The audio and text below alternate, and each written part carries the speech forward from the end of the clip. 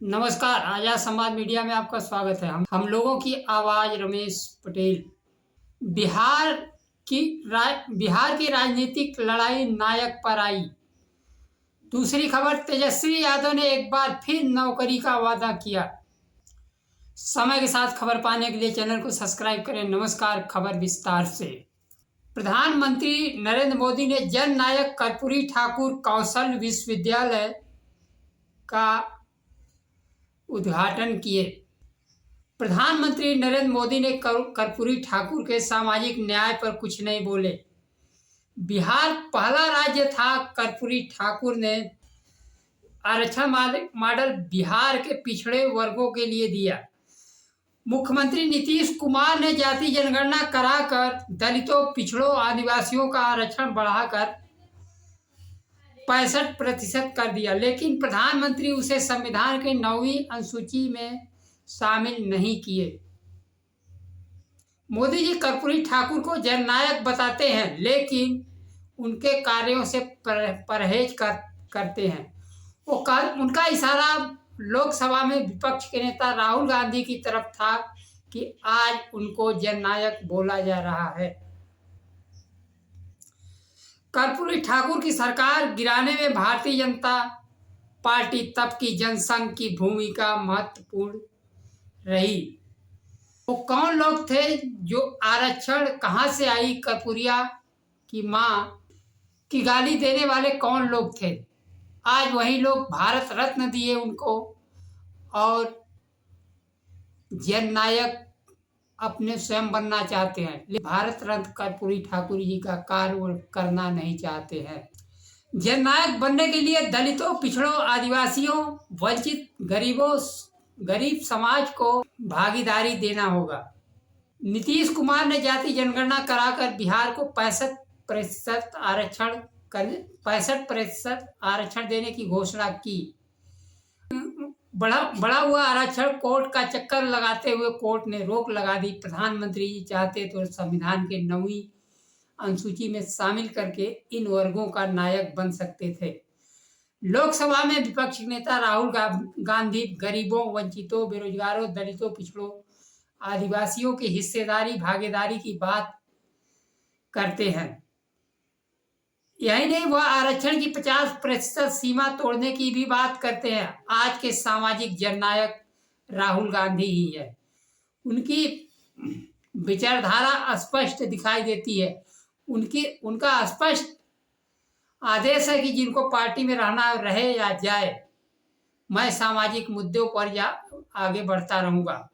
जाति जनगणना, आरक्षण, भागीदारी के लाइन पर ही वह आगे बढ़ रहे हैं। आज देश का वंचित समाज, बेरोजगार युवा राहुल गांधी से उम्मीद लगाए और जननायक की छवि उसमें देख रहा है।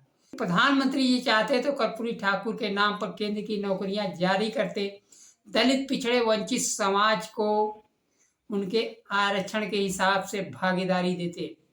केवल गाल बजाने से जननायक कोई नहीं हो जाता है। जननायक बनने के लिए काम करना पड़ता है। कर्पूरी ठाकुर वह पहले बिहार के मुख्यमंत्री थे जो 1977-78 में अति पिछड़ों को सामाजिक आधार पर आरक्षण दिए।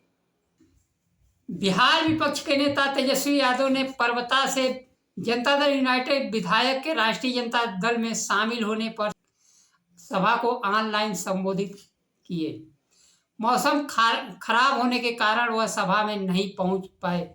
सभा को संबोधित करते हुए उन्होंने कहा कि 2025 के विधानसभा चुनाव में एकजुट होकर राष्ट्रीय जनता दल उम्मीदवार डॉक्टर संजीव कुमार को समर्थन देकर महागठबंधन के हाथों को मजबूत करें।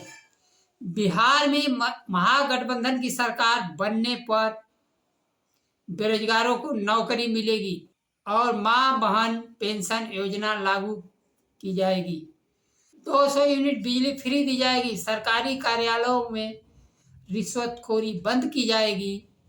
उन्होंने कहा जब वे उप मुख्यमंत्री थे तो लाखों बेरोजगार युवकों को नौकरी दी। उस समय न केवल बिहार के युवाओं को नौकरी मिली, बल्कि प्रदेश के युवाओं के बीच बड़ा संदेश गया था कि बिहार में नौकरी मिल रही है। हजारों उत्तर प्रदेश के युवाओं को नौकरी मिली भी। बिहार नौकरी देने वाला राज्य बनकर उभर रहा था, लेकिन नीतीश कुमार ने महागठबंधन से नाता तोड़ दिया और बिहार में पूरे देश के जैसा नौकरियों का सूखा पड़ गया। जैसे भारतीय जनता पार्टी के शासन में केंद्र हो चाहे राज्य में हो, नौकरी कहीं नहीं। बात की जनता को गुलाम बनाने के लिए लोन बांटे जा रहे हैं।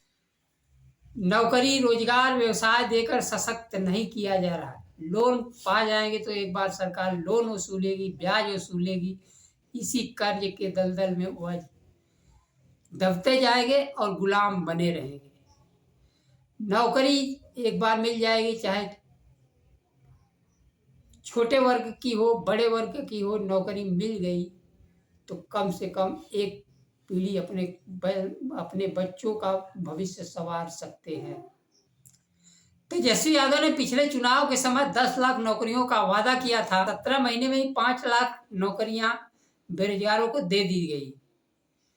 बिहार विपक्ष के नेता ने कहा कि उनकी सरकार बनी तो राज्य में पढ़ाई, दवाई व सिंचाई की सुविधा होगी।